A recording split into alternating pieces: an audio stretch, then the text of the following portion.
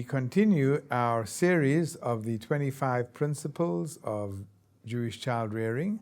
We're now on principle number 21. This is all based on the book, Our Family, Our Strength. Principle number 21, attitude to schoolwork. Now, homework, schoolwork is generally perceived as some kind of a tedious burden. Children hope that their schools won't overburden them, and already the rabbis of the Talmud describe a natural phenomenon, ketinok haboreach mibeit hasefer. Little children, they're intent in discovering the world, in playing, in adventuring, in exploring. So when they feel overburdened by schoolwork, as the rabbis say, they flee from it like a little child running away from school. Children, their natural tendency is to run away from school. So, on the other hand, it's imperative and important that the child succeeds at school, because if he doesn't succeed, he's going to develop a negative self-image. He's going to position himself as a loser, and that's not a healthy formula. That's not a healthy thing to happen, because the child can then look for alternatives. So we as parents have a very delicate task over here. On the one hand, we need to see that the child in fact does all his schoolwork. He completes his schoolwork.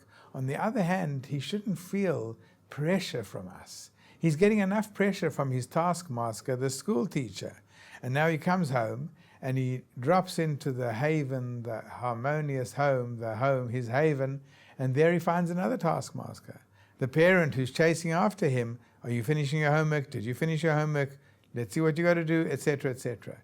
Homework is something that is something necessary to have, but on the other hand, it should not be a burden. So the parents can help. The parents can help actually physically helping. When we see the kid is encountering difficulty in any particular subject, so let's sit down with them and give them a few minutes of attention, be it in math or in language or whatever it might be. A child may not have an inclination to a certain field of work. Not everything is perfectly suited to his personality. Sometimes there are teachers not discerning who do overburden the children, who do have unrealistic expectations of the children. So we as parents have to be around there. We have to be helping. We have to be assisting. We have to keep the atmosphere as positive as possible. Make sure the child has free time. Make sure the child has time for letting loose and just letting his hair down and relaxing. On the other hand, we must make sure also that he is in fact accomplishing at a reasonable level, that he won't fall out of favor and become the student who is functioning poorly, because then he gets that label, he begins to live up to that label, and it's a downward descent. So in conclusion, let's make sure that our children do their homework, work on their schoolwork, help out when necessary, but keep it fun-filled. Give them little prizes in the middle of a child is immersed in some difficult thing. Arrive with some little surprise, something that they like, something a little, some delectable item of food that's their favorite, and say, this is in the reward for you doing your homework so diligently. I know you want to go out and play, but let's just finish this. Let me see if I can pitch in, and then you go out to play.